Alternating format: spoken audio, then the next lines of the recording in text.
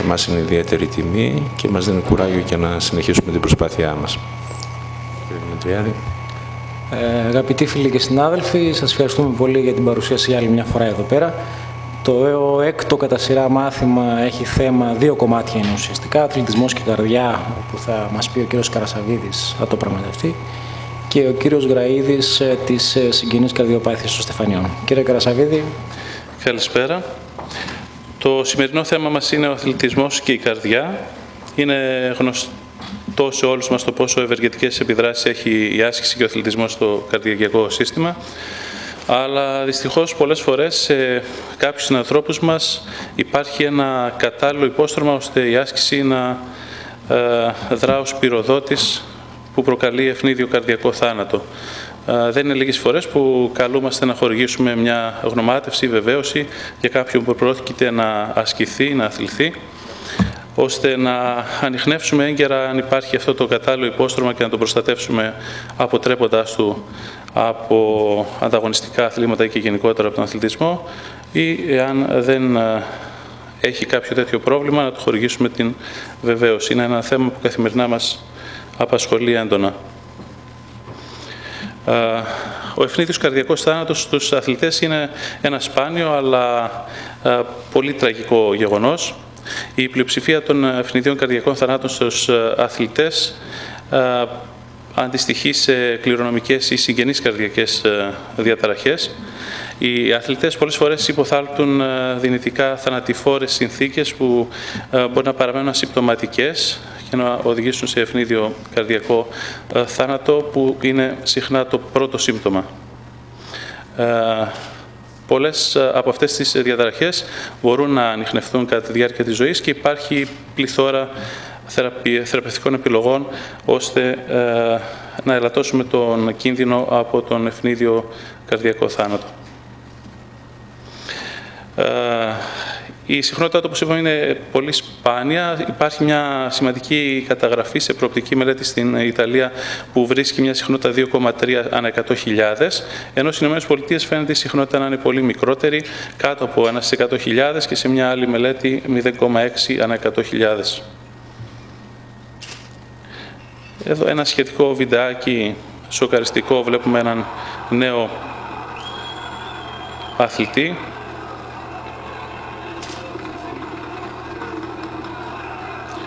να υφίσταται ένα προσδόκητο γεγονός.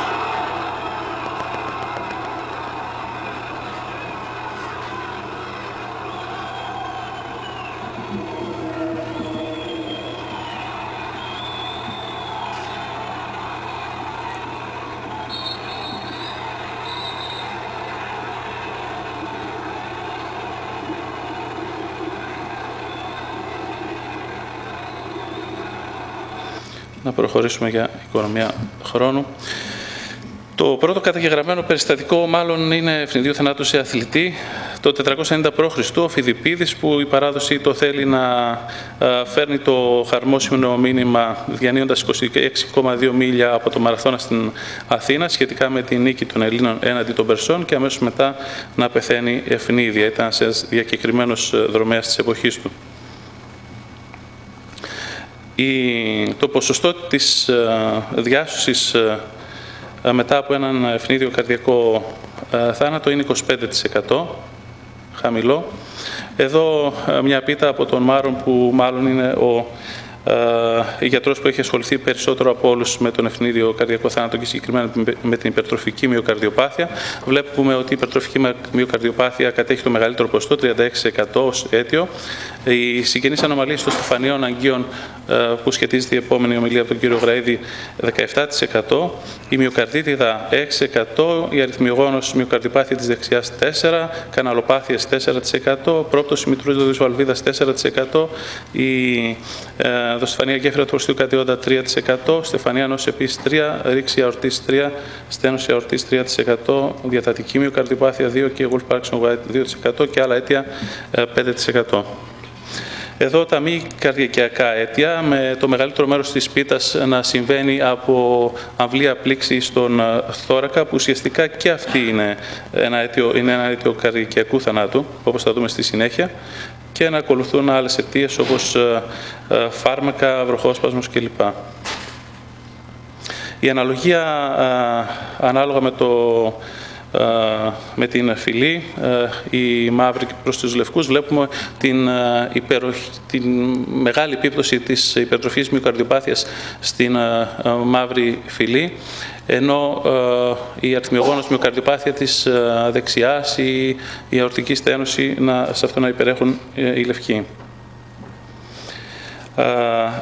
Επίσης, το αίτιο θανάτου κατά την άσκηση ή τη μη άσκηση, φαίνεται ότι η στεφανιαία νόσια θυροσκλήρωση υπερέχει ως αίτιο κατά τη μη άσκηση, ενώ η υπερτροφική μυοκαρδιοπάθεια συχνότερα συμβαίνει θάνατος κατά την άσκηση, όπως και στις ανομαλίες των στεφανιαίων αρτηριών. Τα αθλήματα, συχνότερα συμβαίνει αυτό το δυσμενές σύμβαμα στο μπάσκετ, ακολουθεί το ποδόσφαιρο και στη συνέχεια τα υπόλοιπα αθλήματα. Οι ώρες που συμβαίνει, αναμενόμενο είναι τις ώρες που συνήθως αθλείται ο κόσμος, πρωινές ή απογευματινές, περισσότερο όμως απογευματινές ώρες, είτε πρόκειται για υπερτροφική μυοκαρδιοπάθεια είτε όχι. Το σοκ λοιπόν συνήθως προκαλείται μετά από έντονη φυσική άσκηση και κυρίως τις απογευματινές και πρώτες βραδινές ώρες. Τα συγγενή αίτια από τις συγγενείς καρδιοπάθειας συμβαίνουν από τη γέννηση έως και μια ηλικία συνήθως 30 ετών.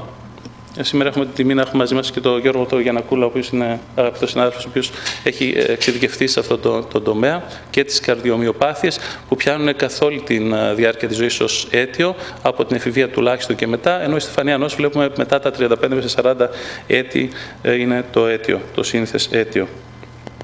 Μπορεί οι ασθενείς αυτοί να παρουσιάζονται ως ασυμπτωματικοί σε ένα μεγάλο ποσοστό ή και συμπτωματικοί με όλα αυτά τα σημεία και συμπτώματα. Σε μια σημαντική καταγραφή στην Ιταλία φαίνεται η μεγάλη επίδραση του προαθλητικού ελέγχου κατά πόσο έχει ελαττώσει δραματικά τον ευνίδιο καρδιακό θάνατο.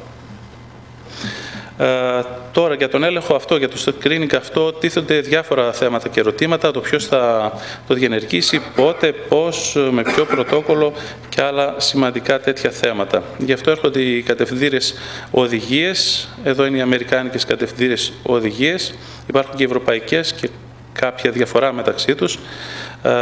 Οι αμερικάνικες εστιάζουν στο ατομικό ιστορικό, στο οικογενειακό ιστορικό και στην φυσική εξέταση. Συγκεκριμένα για το ατομικό ιστορικό, εάν υπάρχει κατά την άσκηση πόνο στο θώρακα ή αίσθηση πίεσης, ανεξήγητη συγκοπή ή προσυγκοπικό επεισόδιο, εάν έχουμε σημαντική κόπωση, ανεξήγητη δύσπνοια και κόπωση που σχετίζεται με την άσκηση, προηγούμενο γνωστό ιστορικό με καρδιακό φύσιμα και αυξημένη συστηματική αρτηριακή πίεση. Ως προς το οικογενειακό ιστορικό θα πρέπει πάντα να προσέχουμε αν υπάρχει οικογενειακό ιστορικό με πρώιμο καρδιακό θάνατο, ευνίδιο ή ανεξήγητος ηλικίας κάτω από 50 ετών, από καρδιακή νόσο σε έναν ή περισσότερους συγγενείς, εάν υπάρχει ανεπηρία από καρδιακή νόσο σε ηλικίες κάτω από 50 ετών και συγκεκριμένες καρδιοπάθειες, καρδιομυοπάθειες, υπερτροφική, διατατική, σύνδρομο long QT, καναλοπάθειες, Marfan σύνδρομο ή κλινικά σημαντικές αρρυθμίες.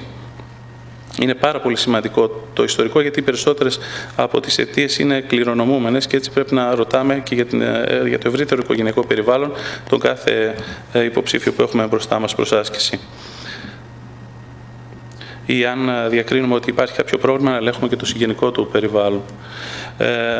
Ως προς την εξέταση, ελέγχουμε για φυσήματα, τις σφίξεις της μυριαίες, ώστε να αποκλείσουμε τη στένωση ιστμού αορτής, τα σημεία του συνδρόμου Marfan και να ελέγχουμε φυσικά και την αρτηριακή πίεση. Το καρδιογράφημα και ο υπέρηχος δεν είναι, τουλάχιστον για τους Αμερικανούς, προαπαιτούμενα στον έλεγχο ρουτίνας. Εάν το ιστορικό όμως ή η κλινική εξέταση δεν είναι φυσιολογικές, τότε θα πρέπει να διενεργούνται, ενώ η Ευρωπαϊκή Καρδιολογική Εταιρεία έχει εντάξει στον έλεγχο ρουτίνας το καρδιογράφημα, αλλά όχι τον υπέρηχο. Γιατί όχι ο υπέρηχος στον καθένα, γιατί είναι ακριβώς, γιατί για παράδειγμα στις ΗΠΑ, από προέκυψαν και οι οδηγίες αυτές, υπάρχουν 12 εκατομμύρια υποψήφοι αθλητές προς εξέταση και η χαμηλή επίπτωση της νόσου. Επιπλέον η αθλητική καρδιά υφίσταται μια προσαρμογή και έτσι έχουμε αύξηση του πάχους της αριστερής κοιλίας, το τυχωμάτου της αριστερής κοιλίας, διάταση, αύξηση των κοιλωτήτων των κοιλιών και των κόλπων. Γιατί τώρα δεν είναι απαραίτητο το καρδιογράφημα, ενώ είναι πιο φθηνό από τον υπέρηχο. Μπορεί να αναδείξει υπερτροφική μυοκαρδιοπάθεια, σύνδρομο Wolff-Parkinson-White, long QT, μπρουγκάδα, αριθμογόνο της πλασία δεξιάς κλπ. Αλλά έχει ένα πολύ υψηλό ποσοστό ψευδώς θετικών αποτελεσμάτων στην ομάδα αυτή του πληθυσμού. Διάφορα debate έχουν γίνει. Η Ευρωπαϊκή Καρδιολογική Εταιρεία υποστηρίζει ότι θα πρέπει να υπάρχει το καρδιογράφημα για τους λόγους που είπαμε πριν. Μπορεί να ανιχνεύσει όλα αυτά τα αριθμιολογικά σύνδρομα που προαναφέρθηκαν. Οι περιορισμοί που έχει το καρδιογράφημα μπορεί να διακρίνει όλες αυτές τις μυοκαρδιοπάθειες, αλλά πολλές φορές αποτυχάνει γιατί ο φαινότυπος τους, η εκδήλωσή τους πάντα δεν είναι ξεκάθαρη στο καρδιογράφημα, δεν σημαίνει ότι θα εκδηλωθεί και καρδιογραφικά. Σίγουρα όμως έχει ένα μικρό ποσοστό το καρδιογράφημα ψευδώς αρνητικών αποτελεσμάτων. Σε μια μελέτη ελέγχθηκαν οι αθλητές από ποδόσφαιρο στις εθνικές ομάδες. Βρέθηκε στο 25% να έχουμε μη φυσιολογικό καρδιογράφημα, έντονα μη φυσιολογικό να είναι στο 6%, 33 ήταν αυτοί οι ασθενείς, οι οποίοι όλοι ελέγχθηκαν με υπέρηχο και δεν βρέθηκε κάποια μυοκαρδιοπάθεια. Επίσης, ένας αντίλογος για να μην χρησιμοποιούμε το καρδιογράφημα είναι ότι, για παράδειγμα, στις ΗΠΑ υπάρχουν 1.523 παιδοκαρδιολόγοι, 12 εκατομμύρια ασθενείς, άρα πρέπει να βλέπουν 150 καρδιογραφήματα ανά εβδομάδα. Εδώ, όταν βλέπουμε το καρδιογράφημα, τι πρέπει να προσέχουμε ως προς τα διαστήματά του, δεν είναι του παρόντος, απλά δείχνουμε τα slides, είναι εξειδικευμένα για το καρδιογράφημα, θα ήταν ένα θέμα από μόνο του, όπως επίσης και εδώ, το τι μπορεί να συμβεί σε κάθε ένα διάστημα του καρδιογραφήματος και τι αντιστοιχεί σε κάθε νόσημα από αυτά που αναφέρθηκαν. Στο καρδιογράφημα μπορεί κάποια ευρήματα να σχετίζονται με τον αθλητισμό, να μην πρέπει δηλαδή να τα λαμβάνουν υπόψη ως παθολογικά, η φλεβοκομβική βραδικαρδία, ο πρώτου βαθμού κολποκυλιακός αποκλεισμός, ο ατελής αποκλεισμός του δεξιού σκέλους, η πρώιμη επαναπόλωση και κάποια κριτήρια του QRS σχετικά με την υπερτροφία της αριστερής κοιλίας. Ενώ δεν σχετίζονται με αυτό, αναστροφές του κύματος T, κατασπάσεις του διαστήματος ST, παθολογικά Q κύματα, οι ευρήματα σχετικά με τη διάταση του αριστερού κόλπου, η απόκλιση αριστερά του άξονα, το αριστερό πρόστιο ημισχελικό μπλοκ, η απόκλιση δεξιά του άξονα και το πίστιο ημισχελικό μπλοκ, η υπερτροφία της δεξιάς κοιλίας, η προδιέγερση των κοιλιών, ο πλήρης αποκλεισμός αριστερού και δεξιού σκέλους, τα long και short QT και τα καρδιογραφήματα που μοιάζουν με το μπρουκάδα, όπως θα δούμε παρακάτω. Υπάρχει μια διάκριση ως προς την ηλικία, είχαμε πει και νωρίτερα, πριν και μετά τα 35 έτη. Φαίνεται ότι μετά τα 35 έτη υπάρχει στεφανία ισχυμία συχνότερα. Αυτό αφορά και τις συγγενείς διπλασίες των στεφανίων. Ο κ. Γραίδης θα μας τα πει πολύ αναλυτικότερα στη συνέχεια. Οπότε το τεστ κόπωσης υπησέρχεται και αυτό ως προαθλητικός έλεγχος σε άντρες ηλικίας 40 ετών και πάνω, σε γυναίκες 50 ετών και πάνω, όταν περιλαμβάνουν και τουλάχιστον έναν από τους παρακάτω παράγοντες κινδύνου. Υπέρταση, διαβήτη, υπερλιπιδεμία, κάπνισμα, οικογενειακό ιστορικό πρώιμης στεφανίας νόσου και καθιστική ζωή. Επίσης πρέπει να ρωτάμε για τα φάρμακα. Σημαντικό ρόλο παίζουν η κοκαίνη, οι μεταφεταμίνες, αναβολικά στεροειδή, συχνά δυστυχώς λαμβάνονται από αθλητές. Και η διατροφή, ειδικότερα σε γυναίκες, η μεγάλη απώλεια βάρους, η πρόκληση από το ίδιο άτομο εμέτου και η γυναικεία τριάδα αμινόρια, ανεμία και οστεοπόρωση. Πώς συμβαίνει ο ευνίδιος καρδικός θάνατος? Υπάρχει το υπόστρωμα, ο πυροδότης, και επέρχεται ο καρδιακός θάνατος. Το υπόστρωμα είναι η καρδιακή νόσος και ο πυροδότης, πολλές φορές, όπως είπαμε και αρχικά, η άσκηση. Τα πιο συχνά τα έχουμε πει, αίτια είναι η υπερτροφική μυοκαρδιοπάθεια και οι συγγενείς ανομαλίες των στεφανίων αρτηριών, ακολουθούν μυοκαρδίτιδα, ρήξη αορτής κλπ. Για οικονομία χρόνου να τρέξουμε διαφάνεια, γιατί τα έχουμε πει και θα τα πούμε και αναλυτικότερα στη συνέχεια. Εδώ μια σημαντική μελέτη που είχαμε αναφέρει και νωρίτερα, που έγινε στο Βενέτο της Ιταλίας, και με βάση την οποία περισσότερο τεκμηριώθηκε η χρήση του καρδιογραφήματος στον προαθλητικό έλεγχο. Εδώ αντίθετα βρίσκει ως πρώτο αίτιο την αριθμιογόνο μυοκαρδιοπάθεια της δεξιάς κοιλίας για τον ευνίδιο καρδιακό θάνατο στους νέους αθλητές. Η υπερτροφική μυοκαρδιοπάθεια, λοιπόν, που είναι η πιο συχνή, το πιο συχνό αίτιο, έχει μια επίπτωση 1 στα 500. Προκαλείται από μετάλλαξη μιας πρωτεΐνης του σαρκομερίου, που μπορεί να είναι η βαριά άλυσος β' μυοσύνης, η καρδιακή μυοσύνη που συνδέεται με πρωτεΐνη C, η καρδιακή τροπονίνη T, και κληρονομείται με αυτοσωματικό επικρατών τύπο. Σε αυτήν μπορεί να υπάρχει φύσιμα εάν είναι αποφρακτική, κυρίως σε όρθια θέση. Το καρδιογράφημα είναι παθολογικό στο 90% των περιπτώσεων, είναι πολλές φορές χρήσιμο. Τα συμπτώματα κατά την άσκηση είναι δύσπνοια, στιθάγχη, συγκοπή. Η κοιλιακή ταχυκαρδία, συγγνώμη και πάλι είμαι κρυολογημένος, και ο ευνίδιος καρδιακός θάνατος συχνά προκαλούνται κατά την άσκηση. Εδώ φαίνεται το disarray, η ανώμαλη διάταξη των μυϊκών ινών στην υπερτροφική μυοκαρδιοπάθεια σε σχέση με το φυσιολογικό μυοκάρδιο, που έχουμε μια ομαλή διάταξη. Υψηλού κινδύνου ασθενείς με υπερτροφική μυοκαρδιοπάθεια θεωρούνται αυτοί που έχουν ιστορικό ευνίδιου καρδιακού θανάτου και διασώθηκαν, ή εμένουσας κοιλιακής ταχυκαρδίας, οικογενειακό ιστορικό με υπερτροφική μυοκαρδιοπάθεια που σχετίζεται με ευνίδιο καρδιακό θάνατο, συγκοπή, μία εμένουσα κοιλιακή ταχυκαρδία στο χόλτερ, πτώση της πίεσης κατά την άσκηση, σημαντική υπερτροφία της αριστερής κοιλίας, πάνω από 3 εκατοστά, και καθυστερημένη ενίσχυση του σήματος στην μαγνητική καρδιάς. Εδώ χαρακτηριστική και πάλι εικόνα νεκροτομικού και ιστολικού παρασκευάσματος από την υπερτροφική μυοκαρδιοπάθεια, όπως και εδώ. Αυτή η χαρακτηριστική εικόνα γνωστή σε όλους μας στον υπέρηχο, υπερτροφική μυοκαρδιοπάθεια, και η ηλεκτροκαρδιογραφική εικόνα με τα βαθιά αρνητικά T και τα πολύ ψηλά R. Υπάρχει ένα θέμα για τη διάκριση της υπερτροφικής μυοκαρδιοπάθειας και της καρδιάς του αθλητή, γιατί και οι δύο καταστάσεις προκαλούν υπερτροφία της αριστερής κοιλίας. Υπάρχουν κάποια κριτήρια, τα βασικότερα από τα οποία αναφέρονται εδώ. Αν υπάρχει ασύμμετρη υπερτροφία ή τοπικές υπερτροφίες της αριστερής κοιλίας, είναι υπέρ της υπερτροφικής μυοκαρδιοπάθειας, όπως επίσης και αν η τελαστοδιαστολική διάμετρος της αριστερής κοιλίας είναι κάτω από 45 χιλιοστά, ενώ αν είναι πάνω από 55 είναι υπέρ της καρδιάς του αθλητή.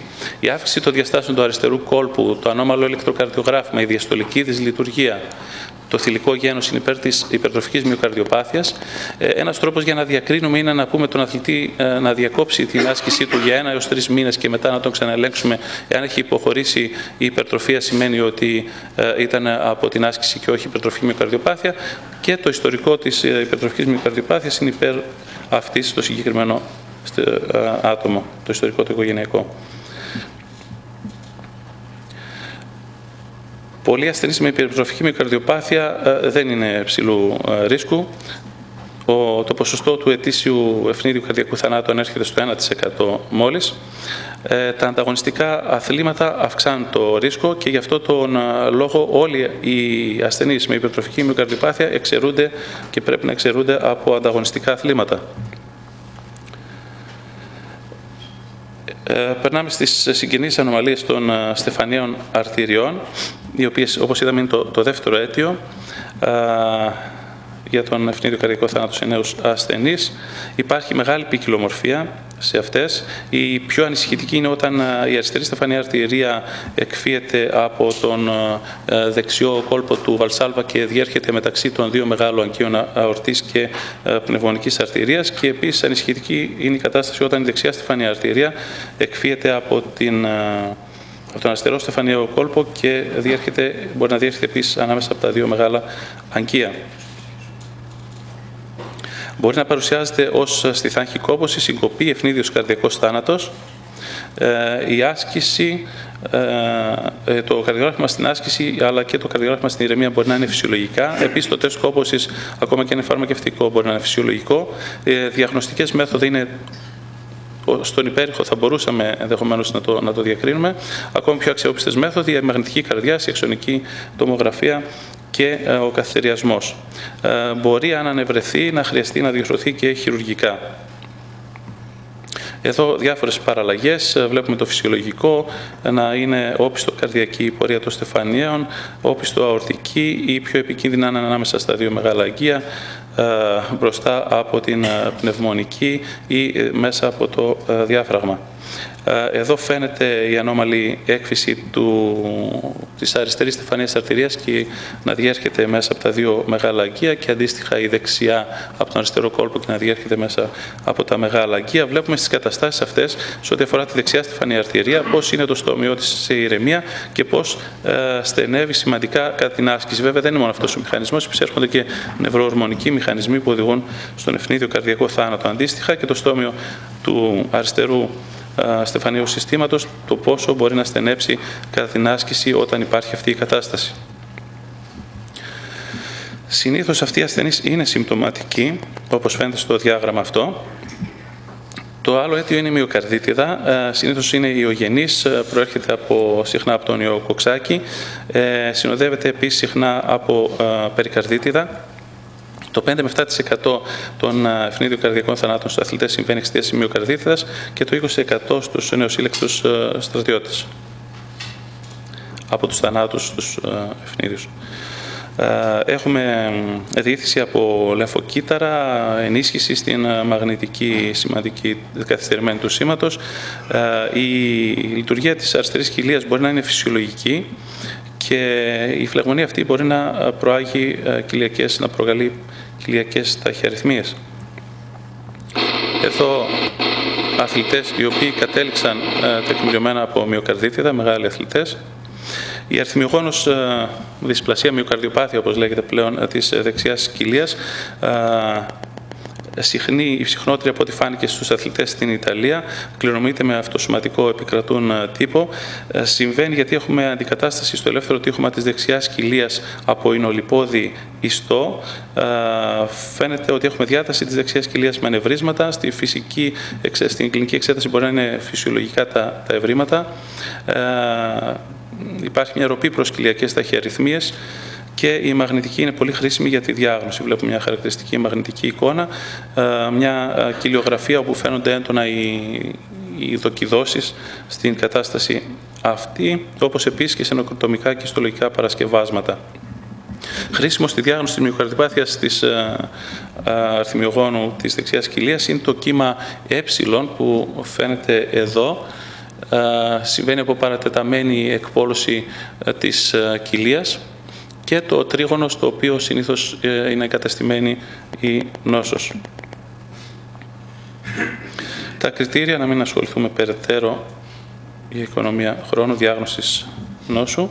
Η διατατική μυοκαρδιοπάθεια, χαρακτηριστικές εικόνες, μπορεί να είναι επίκτητη ή γονιδιακή. Μπορεί να προκληθεί από στεφανία νόσο, από ιώσεις μετά από μυοκαρδίτιδα, από χημειοθεραπεία, περιγεννητικά κλπ. Και επίσης είναι ένα σημαντικό αίτιο για να προκληθούν κοιλιακές ταχυκαρδίες και ευνίδιος καρδιακός θάνατος. Το σύνδρομο Μάρφαν προέρχεται από μετάλλαξη του γονιδίου της φιμπριλίνης. Συνήθως τα άτομα αυτά είναι με ψηλό ανάστημα, με μακριά άκρα, με πολύ ευκίνητες αρθρώσεις, με θολωτή υπερόα και με δυσπλασία στο θώρακα, στο στέρνο. Μπορεί να έχουν εκτοπία του φακού, αποκόλληση του αμφιλιστροειδούς, σκολίωση, κύφωση, υπερπλασία της σκληράς μήνικας στο νοτιό σωλήνα. Και ο θάνατος συνήθως έρχεται από διαχωρισμό της αορτής όταν είναι πάνω από 40 χιλιοστά η ρίζα της αορτής.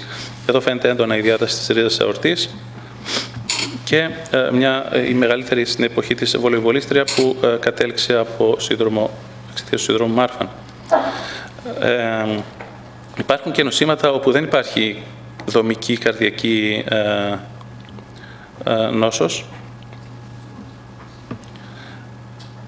και επέρχεται ευνίδιος θάνατος. Είναι το κομμόσιο κόρτης που θα δούμε συνέχεια, το Wolff-Parkinson-White σύνδρομο, το συγγενές QT, long QT σύνδρομο και το Μπρουγκάδα.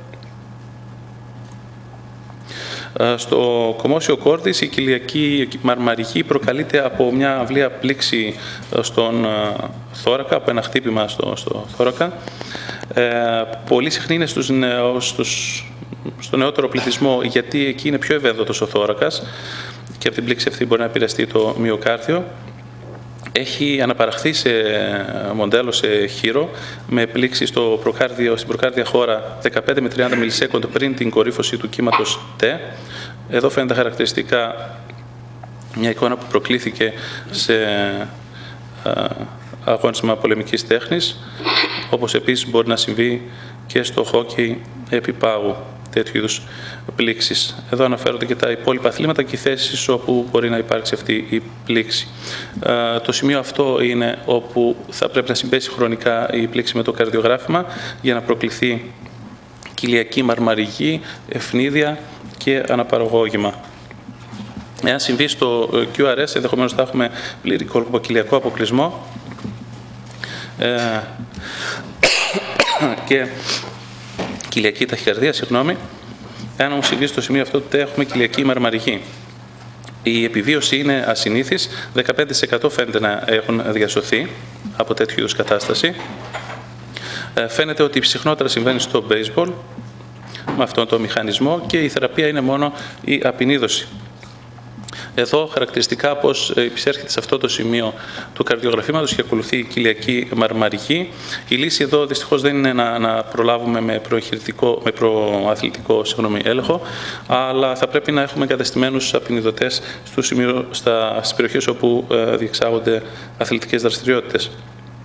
Ο χρόνος είναι επιβίωση. Κάθε λεπτό που περνάει 7 με 10% ελαττώνεται η πιθανότητα για επιβίωση και θα πρέπει να έχουμε άμεση πρόσβαση σε απεινιδωτή. Και η κατάσταση αμέσως μετά τον απεινιδωτή, την απεινίδωση που αναλαμβάνει η καρδιά του αρρώστου. Το Wolf Action White παρουσιάζεται όταν υπάρχει παραδεμάτιο που παρακάμπτει τον κολποκυλιακό κόμβο. Στο καρδιογράφημα, κατά την εξέταση, μπορεί να εμφανίζεται αυτό ως βραχή PR ή ως κύμα Δέλτα. Προάγει συνήθως υπερκυλιακές αρρυθμίες, αλλά σε κολπική μαρμαρική και σε επιτεργισμό ακόμα που έχει αγωγημότητα 1/1 μπορεί να οδηγήσει αντίστοιχα σε κοιλιακή μαρμαρική και κοιλιακό επιτεργισμό με δυσμενές σύμβαμα. Εδώ χαρακτηριστικά φαίνεται τέτοιο καρδιογράφημα με τα κύματα Δέλτα και το πολύ βραχή PR. Το συγγενές long QT σύνδρομο, επίσης γνωστό ως Ρωμάνο Γορ σύνδρομο ή Τζέρβερ-Λάνσεν-Νίσλον που σχετίζεται με την συγγενή κόφωση, προάγει συνήθως το ΣΕΔΕΠΟΑ, σχετίζεται με καναλοπάθεια σχετικά με τα ιόντα καλίου και τα ιόντα νατρίου. Ο τύπος 1 είναι ο πιο σχετικός με τον προκαλούμενο ευνίδιο καρδιακό θάνατο κατά την κόπωση. Φαίνεται χαρακτηριστικά η μεγάλη παράταση εδώ του QT, οι τρεις τύποι του QT, ο ένα που σχετίζεται και προκαλεί το ευνίδιο καρδιακό θάνατο κατά την άσκηση, ο δύο που συνήθως συμβαίνει κατά την αφύπνιση από ερέθισμα ακουστικό, μπορεί και ένα ξυπνητήρι να προκαλέσει τον ευνίδιο καρδιακό θάνατο σε αυτούς τους αρρώστους, και ο long QT3 που ο ευνίδιος καρδιακός θάνατος συνήθως έρχεται κατά τον ύπνο. Το σύνδρομο Μπουργκάδα, που ενδεχομένως είναι μια παραλλαγή του long QT3 τύπου, είναι σπάνια κατάσταση,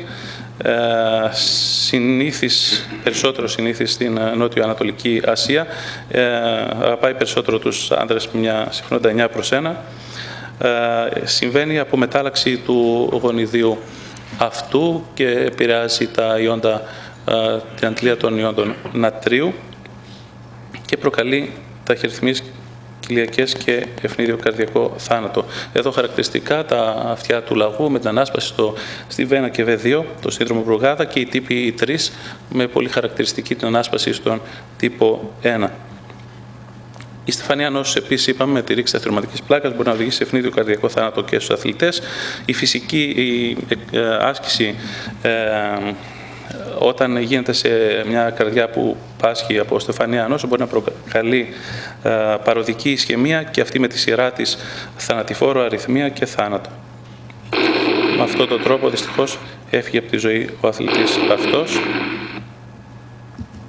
Η χρήση των φαρμάκων, εφεδρίνη, κοκαίνη, αμφεταμίνη, παράγωγα καναβιδοειδών και το λεγόμενο energy drinks μπορεί να είναι ένοχοι.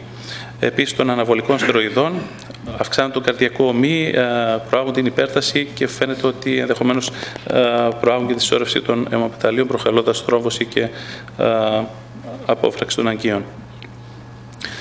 Σχετικά με τις διαταραχές στην δίαιτα, ο μηχανισμός δεν είναι ακόμη πλήρως ξεκαθαρισμένος και γνωστός. Φαίνεται ενδεχομένως ότι η ανεπάρκεια σε μαγνήσιο, κάλιο και χαλκό μετά από μεγάλη απώλεια βάρους να προκαλεί ηλεκτρική αστάθεια στην καρδιά και να προάγει μείζονες αρρυθμίες. Ποιοι θα πρέπει να εξαιρεθούν τώρα από τους εξεταζόμενους? Εάν έχουμε διαγνώσει υπερτροφική μυοκαρδιοπάθεια, πιθανά ή και τεκμηριωμένα, θα πρέπει τότε να εξαιρεθούν αυτοί οι αθλητές, αυτοί οι ασθενείς από ανταγωνιστικά σπορ και ενδεχομένως και από χαμηλής έντασης αθλήματα. Αυτά διαστρωματώνονται με αυτόν τον τρόπο ως προς την δυναμική και την στατική άσκηση. Φαίνεται ότι ακόμα και αυτά τα αθλήματα όπως το μπιλιάρδο, bowling και κρίκετ θα μπορούσαν ενδεχομένως να αποφεύγονται. Για τις ανομαλίες των στεφανιών αγκίων, θα πρέπει όταν υπάρχει λάθος έκφυση από άλλο αντίστοιχα κόλπο του Βαλσάλβα και διέρχονται, όπως είδαμε νωρίτερα, μεταξύ των δύο μεγάλων αγκίων, να αποφεύγεται η συμμετοχή σε ανταγωνιστικά αθλήματα. Στην μυοκαρδίτιδα η οδηγία είναι ότι αν είναι πιθανή και τεκμηριωμένη η διάγνωση, θα πρέπει να αποσύρεται ο αθλητής από τα ανταγωνιστικά αθλήματα και να υποβάλλεται σε θεραπεία η οποία θα διαρκεί 6 μήνες από την έναρξη των συμπτωμάτων. Αν υπάρχει περικαρδίτιδα, τότε επίσης, ανεξάρτητα της αιτιολογίας της, θα πρέπει να αποφεύγεται ο ανταγωνιστικός αθλητισμός στην οξία φάση. Στο σύνδρομο Μάρφαν, εάν έχουμε χαμηλό ή θα μπορούσαν ενδεχομένως να ασχολούνται οι ασθενείς αυτοί με χαμηλού ή μετρίου μέτρες έντασης ανταγωνιστικά αθλήματα, εάν όμως δεν έχουν κάτι από τα παρακάτω, διάδοση της αορτικής ρέζας πάνω από 4 εκατοστά, μετρίου ή σοβαρού βαθμού ανεπάρκεια μητροειδούς και οικογενειακό ιστορικό με διαχωρισμό ευθυνίδιο θάνατο από σύνδρομο Μάρφαν. Η αριθμιογόνος μυοκαρδιοπάθεια της δεξιάς κοιλίας, εδώ σε πιθανή οριστική διάγνωση θα πρέπει να εξαιρούνται από κάθε ανταγωνιστικό άθλημα και ενδεχομένως ακόμα και από χαμηλής έντασης αθλήματα. Στο Wolff Parkinson White επίσης από ανταγωνιστικά αθλήματα θα πρέπει να εξαιρούνται οι άρρωστοι, αφού έχει γίνει ηλεκτροφυσιολογική θα πρέπει σε αυτούς να γίνεται ηλεκτροφυσιολογική μελέτη και ενδεχομένως και ablation στο παραδαιμάτιο και από εκεί και πέρα, αφού δοθεί αυτή η θεραπεία, να μπορέσουν να συμμετέχουν σε ανταγωνιστικά αθλήματα. Τα Longueuil και Μπρουγκάδα, ασθενείς με αυτά τα νοσήματα θα πρέπει να αποφεύγουν τα ανταγωνιστικά αθλήματα, να εξαιρούνται και ενδεχομένως και της χαμηλής έντασης. Και συμπερασματικά, ο ευνίδιος καρδιακός θάνατος στους νέους αθλητές είναι σπάνιος, αλλά δυστυχώς και έχει καταστροφικές συνέπειες. Συνήθως συνοδεύεται από τα μέσα μαζικής ενημέρωσης και δικαστήρια. Προκαλείται από πολλές διαφορετικές αιτίες και η συχνότερη από αυτές είναι η υπερτροφική μυοκαρδιοπάθεια, όπως είδαμε. Πολλές από τις συνθήκες δεν μπορούν να ανιχνευτούν κατά τον προαθλητικό έλεγχο. Το καρδιογράφημα και ο υπέρηχος είναι χρήσιμα εάν το ιστορικό ή η εξέταση μας καταδείξει κάποια ανομαλία, αλλά θα πρέπει πάντα να έχουμε υπόψη το υψηλό ποσοστό των ψευδώς θετικών αποτελεσμάτων τους και αν υπάρχει εμβολία θα πρέπει να ανατρέχουμε στις κατευθύνες οδηγίες ώστε να κατευθύνουμε τον άρρωστό μας. Ευχαριστώ.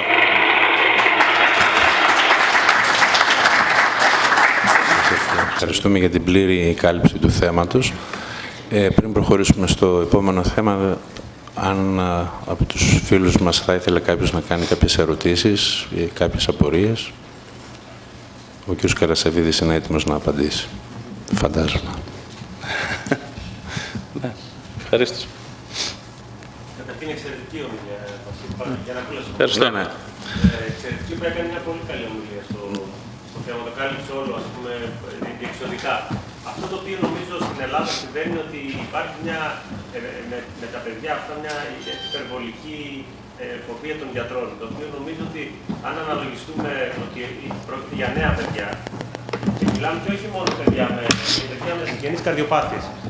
Δηλαδή, εδώ καλά, και σε μια απλή πρόπτωση μητροειδούς έχω ακούσει ότι έχουν απαγορέψει την άσκηση κάποιοι συνάδελφοι, ας πούμε. Νομίζω ότι ελάχιστες τελικά είναι οι παθήσεις στα παιδιά που θα πρέπει να τους απαγορέψουμε τελείως την άθληση. Πρέπει να αφήσουμε τα παιδιά να αθληθούν και σε ανταγωνιστικά αθλήματα πολλές φορές. Είναι ακροτηριαστική, νομίζω, η μία από την πλευρά μας στη διακοπή της άσκησης και σύσταση για να κλειστούν μέσα στα σπίτια τους τα παιδιά.